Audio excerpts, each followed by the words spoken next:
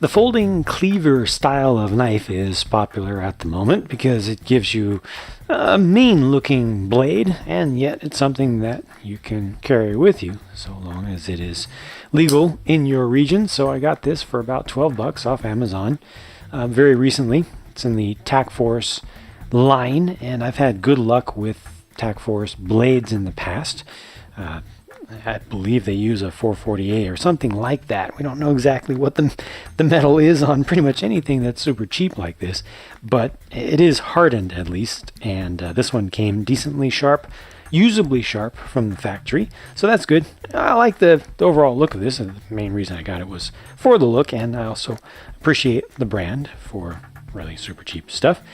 But this definitely has some issues. So blade is fine. Really no problem there. All the issues I have with this are actually with the handle, with the ergonomics of it. These scales are stamped steel. They're actually pressed out. It's not milled. And unfortunately, it seems like these holes are stamped out.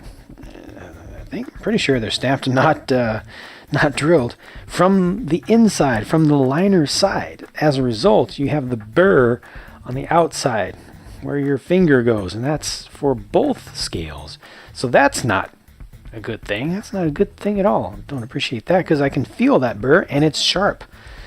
So if you get one of these, you will want to have like a steel compatible countersunk drill bit or something that's fairly large to be able to take that down, or a deburring tool. I'm not even sure if a deburring tool will get in there. It's a little bit shallow for that, but something that will take those edges off. Otherwise, you will hate holding this thing, I think, because any grip that involves getting any skin contact with those holes will not feel good. Have a little bit of that problem with the lock bar as well. It's not quite as bad. This one's rounded on most of the little knurls there, but at least a couple of them feel a little bit sharp.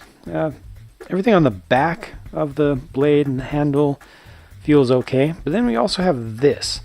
Now, I don't know what this is for. I know that this is obviously a window breaker back here. It's actually not in a good position because the butt of the handle is likely to strike things. If you actually had to use this in an emergency situation, there's a good chance of hitting a window with the butt of the handle rather than the actual breaker end. It doesn't protrude enough. So you really need to think about it and angle kind of back to get contact with that sharp point there. But also, this big old piece of steel, this piece of stainless steel that they have here, I'm assuming it's non-hardened, probably the same material that they use for the blade, or maybe for the liner. I don't know. It looks a little bit different, but it's weird. It has these serrations kind of cut into it and an angle. So they're angled down that way slightly. They're not consistent on the top, and then they're sharp. Not sharpened sharp, but sharp just from being left milled there at the edge from here. It looks like they may have tried to run a grinder past that or something to reduce that, but it's still sharp around here, and that just adds to the same problem that I have with these holes. So there are a lot of things when I grab this that are trying to cut me.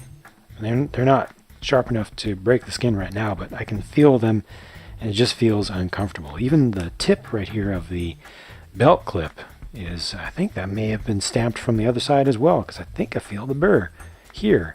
I think I see it right along there too. So I don't know, that doesn't seem right for it to have been stamped from there. Maybe it's got a burr on both sides. But yeah, there's a lot of finish issues with this. If this was filed off, and of course I can file it myself, but I think that most people who buy a $12 knife are not going to be looking to do any metal work of their own on it.